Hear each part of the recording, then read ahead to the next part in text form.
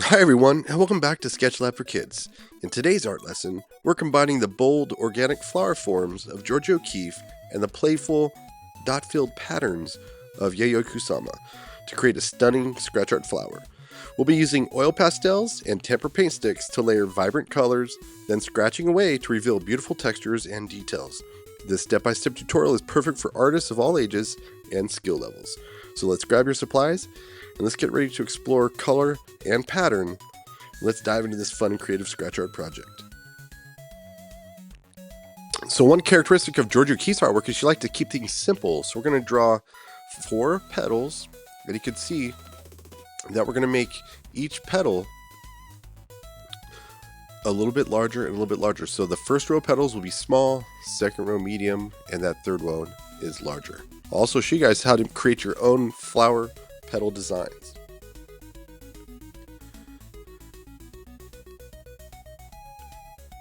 So I want you to go ahead and take a piece of copy paper, put it landscaped in front of you, and let's go ahead and fold your paper from your left to your right hand.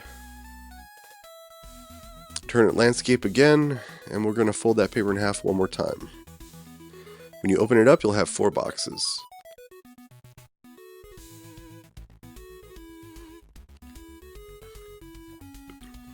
So I'm going to show you how to draw a flower with a circle, and then we're going to keep it simple and just 4 petals. So I've got one here at the top, one on the right, one on the bottom, one on the left. And now when we do the second row, so this first row is smaller. The second row, you're going to see these petals are going to get bigger. We're going to go from the middle or from the top of one petal to the top of the one next to it. So it's like we're jumping over to the top of the next petal. I'm making a little mark so you can see this a little bit better. So jumping over to the next petal.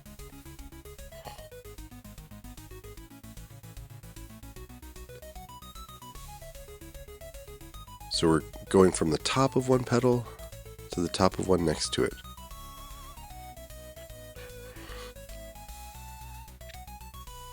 And I'm not going to add any designs inside of this. I'm keeping it more like an outline, like a coloring book, because we're going to be filling this in with oil pastels. You can see now I'm getting my third row is a bit larger, and I don't want to squeeze the petal onto the paper. If it goes off the paper, just let it go off the paper. So another characteristic of GeorgiaOKeeffe is she likes to draw things big. So this flower that we're drawing, we're actually going to keep drawing it until the flower goes off of the paper. So it's going to be more of a close-up of a flower. It's like a bug about ready to land on this thing. You can see we're going to keep drawing it until it goes off the paper. Alright, so we're going to go ahead and just review.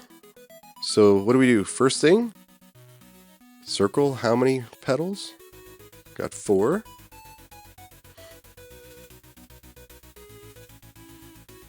And now when we do the next row, what do? Go from the top of one petal to the top of one next to it. So just jump over from the top of one petal to the top one next to it. You notice that each row, the petals are getting larger. And sometimes when they get large, they just go right off the paper. So don't try to squeeze the petal onto the paper. If it goes off the paper, just draw it off the paper. Just draw it over the edge.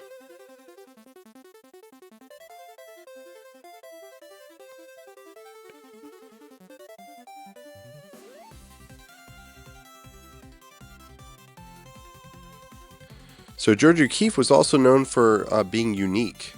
And so how can we make our flowers unique? Well, you can create your own shape for your petals. So I'm going to lightly draw 3 oval shaped petals like the ones that we're using. And now I'm going to use different lines. Maybe a wavy line here at the top of one. So that's the shape of a petal I just created. Maybe on this next one, I'm going to use this zigzag line. Maybe it looks like a letter W at the top of it. And so you can see we can easily create our own designs and as you know with Georgia, because oftentimes she simplified, she drew big, obviously we can create our own abstract shape. Sometimes her flowers looked like they were abstract. So I've got my circle, and now I'm going to add in my own petal design. So this is a line that curves left, a line that curves right, and I got my wavy line at the top. So taking that oval shaped petal and just changing the top of it is just a real easy way to create your own petal design. And once again, I'm just going from the top of one petal to the top of one next to it. Once again, top of one petal, the top one next to it, and adding that wavy line.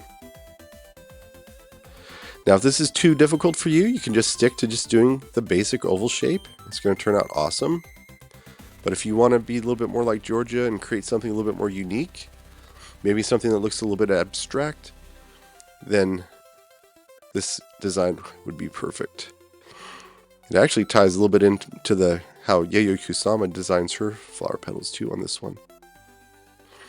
Okay, so I would go ahead and create a few different petal designs, draw it out, and then once you're happy with your design, I'm on a 9-inch by 9-inch square sheet of paper, and I went ahead and drew my design onto the paper. And then the next step before we start coloring with oil pastels is we're going to outline that with a Sharpie marker. You can see the flower goes off the paper. We're drawing big. So this is the coloring rule of thirds. When you use the coloring rule of thirds, we're basically using color as value. Did you know colors have value?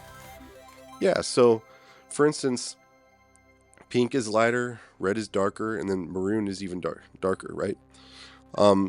So these are neon oil pastels that I'm using. And so I'm going to pick 3 colors that are next door neighbors on the color wheel. So what am I talking about? Well, let's say I want to use the color red. Okay, now I can either go left or right on the color wheel. So if I go left, I go red, orange, yellow. If I go right, I go red, red, violet, violet. So that's called analogous or analogous color scheme. Next door neighbors on the color wheel. So these are my 3 values. Okay, so I've got pink, orange, and yellow orange. So pink is light red, by the way. So I basically have red, orange, and yellow orange.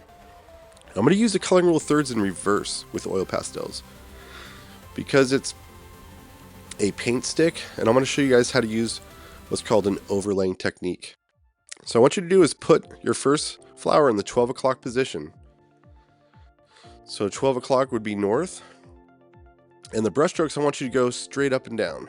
So I'm going with my darkest color first. I'm coloring in 1/3 of the flower petal. Now I'm going in with my second value. I'm going to go halfway over the top of the first color, and I'm just stroking the oil pastel back and forth. That's how you color mix with an oil pastel. With my last color, my lighter value, I'm going halfway over the previous color, back and forth. And now you can see I have a color gradation from dark to light. It's value, and it's going to add depth and dimension to our artwork. So once again, I rotated my paper. My flower is in the 12 o'clock position. The darkest color first. How much of the flower petal? 1/3. The second one, I'm going 2/3. And then the last one is 3/3. So I just basically go halfway over the second color, going back and forth. That's called the overlaying technique because I'm going halfway over the previous color. And I'm just using the oil pastel itself to mix the oil pastel. So there's no need to use my finger or break out anything else to blend this. So I'm just going to keep repeating that process. So once again, when you pick your colors, maybe start off with a color. Maybe you want to do green. Okay. So do you want it to go like green to blue to purple? Is it going to go maybe green to yellow, green to yellow? So you're going to pick 3 colors. And then after you pick your 3 colors, you're going to use the darkest one first. So once again, I'm using my darkest color first. 1/3 of the petal. My brush strokes are going straight up and down. And that's important because if my brush strokes weren't going straight up and down, you can see I wouldn't be able to use the overlaying technique. So if I was going side to side, I wouldn't be able to actually mix the colors. So sometimes when I teach this, I see sometimes students going side to side, and if you're doing it that way, you're not using the overlaying technique, which is easy to fix. I'm going to go ahead and time lapse this now. So I want you guys to go ahead and pick your 3 colors, next door neighbors on the color wheel.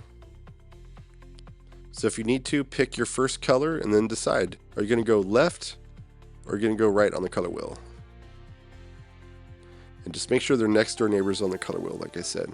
Obviously, green and red, are those next door neighbors? Nope. And you're obviously not going to be able to blend those colors because they're not next door neighbors. These colors blend because they're side by side on the color wheel. And you can see we're going to color all the way out to the edge of the paper because this flower fills up the entire paper. Now that little center of the flower, we're going to create a focal point, and we're going to use a contrasting color. So the opposite of red is green, the opposite of orange is blue, the opposite of purple is yellow. Those are called complementary colors. So I decided to go for a blue-green because the opposite of red is green, opposite of orange is blue, so I decided to go for a blue-green. I thought that was the best color choice there. And then now I'm going to pick out 2 Kwik sticks. I'm going to pick one that is the opposite of my darkest color, pink, which is red, so the opposite of red is green. And then my darkest color is pink or red. So I've got my 2 values there. I'm using my darkest value, red, and I'm also using its opposite because we want this to have contrast. We want these polka dots to be darker in value, and the background is going to be lighter in value. So if I were to use yellow over the top of this, it wouldn't show up very well. There's just not enough contrast. So I've got my circle template, and you could use a toothpick, you could use scratch sticks, but I really love using these dotting tools. The dotting tool has a circular ball tip at the end. It will not tear through your paper, and I think it's the most satisfying scratch art experience. Now with these Kwik sticks, I know it'd be tempting to just cover your whole paper with Kwik stick, but just go 1 petal at a time, because the Kwik sticks, they dry in 90 seconds, and you actually want this to be wet while you're scratching into it. Once the Kwik sticks completely dry, they scratch off more like a skin. So with the smaller petals, I'm going to use my first row of circles, and as I move up to the medium and the larger petals, I'll be using bigger circles. So smaller petals, I'm going to do smaller circles. And so I'm just going to go ahead and use the circle tool to trace these circles onto the paper. And now I'm going to scratch off the negative space. The negative space is the space around the circle. So now we've got polka dots. And this is the mashup now. So Yayoi Kusama was known for using polka dots. There's a wonderful book called From Here to Infinity. And in that book, she explains her concept of the polka dots. So here to infinity is kind of like the Earth is just one little polka dot in a universe full of an infinite number of polka dots. And it's a play on what's called a microcosm and macrocosm. It's kind of like we're a macrocosm to a ant. Ant are little tiny little microcosms, and we're like the giants. And so this little concept is interesting because for us, Earth is everything, but in the universe, maybe we're just one little polka dot. So maybe in the grand scheme of things, we're just one little grain of sand in the universe. This infinite universe that we live in. So it's a beautiful concept. So now I decided on my second row to use the contrasting color of pink. So pink is basically red, it's light red, and this is a complementary color. So whenever we use complementary colors, we're using contrast. Why? Because contrast is when artists use opposite things together to make their artwork readable, just like black words on a white piece of paper. And I'm just going to go now to a larger circle. So now I'm on my second row of petals. I'm going to go larger circles.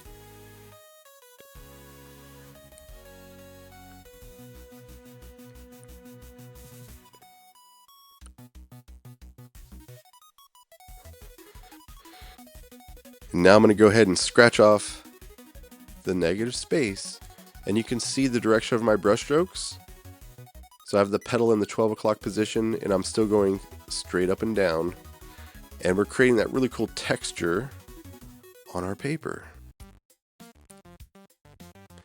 This is one of the most satisfying projects. Scratch art is so satisfying to do, especially with Kwik sticks,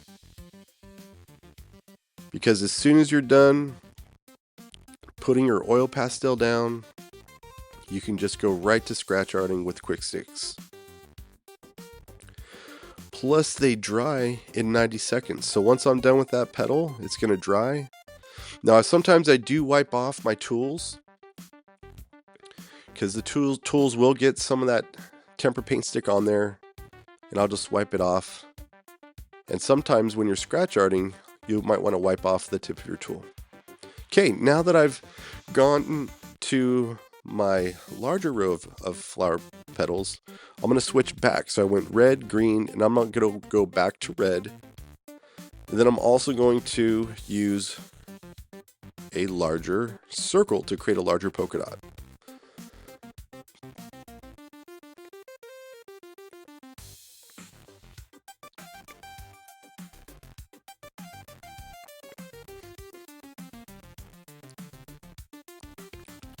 And you can see, because I did a really good job putting down my oil pastels, there's no white spots. I am having no problems at all scratching off my scratch paper. And that can sometimes be a problem with DIY scratch paper, because sometimes, depending on who's making it and how it's made, sometimes it works good and sometimes it doesn't work very good. But like I said, with Kwik sticks, I think this is the best way to create scratch art paper, especially in the classroom, because there's really no wrong way. I mean, it's almost impossible to mess this up. The only way you could make scratch art paper that doesn't work very well is you're just not putting down the oil pastels thick enough to where you're leaving visible white spots on your paper. So as long as you're doing your job putting those oil pastels down, you're going to have some awesome scratch art paper. So once again, I'm going to go ahead and time lapse this.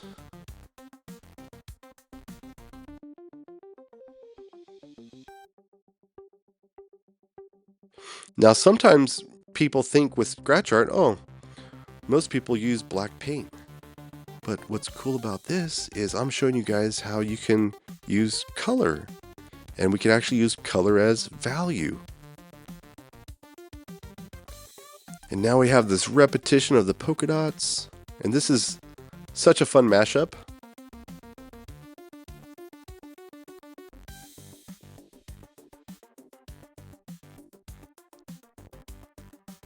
And then now I'm going to go ahead and switch back to the green.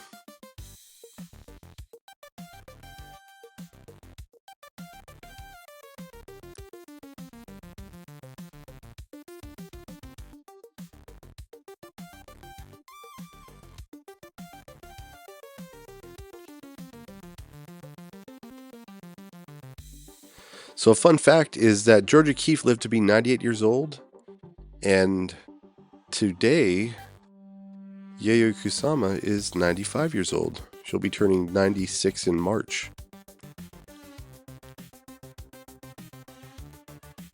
And obviously GeorgiaOKeeffe is probably one of the most famous women artists of all time, especially American artists, and Yayoi Kusama. She is, right now, the most popular contemporary artist that we have to date.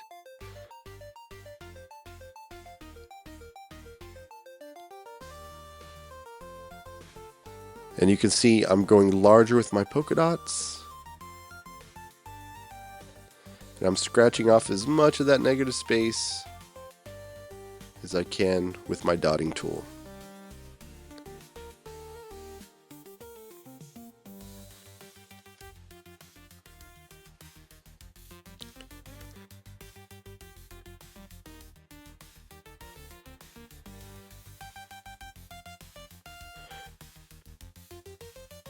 So I really like these neon oil pastels for scratch art. They're very vibrant, very colorful, and also you can see they're going to be lighter in color. And so when we go over the top of those Tempera paint sticks, we're going to have the contrast we're looking for, so we can actually see these polka dots that we're placing over the top.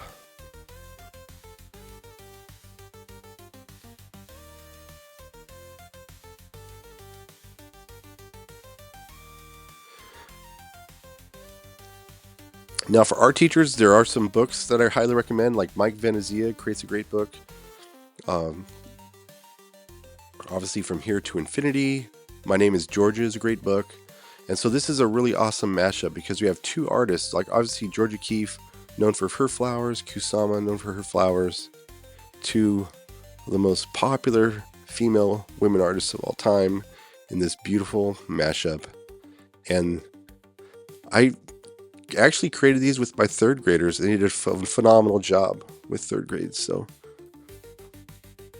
well, great job, artists. I hope you had fun creating your GeorgiaOKeeffe meets Yayoi Kusama scratch art flowers. By combining bold colors, organic shapes, and playful patterns, you've made something truly unique.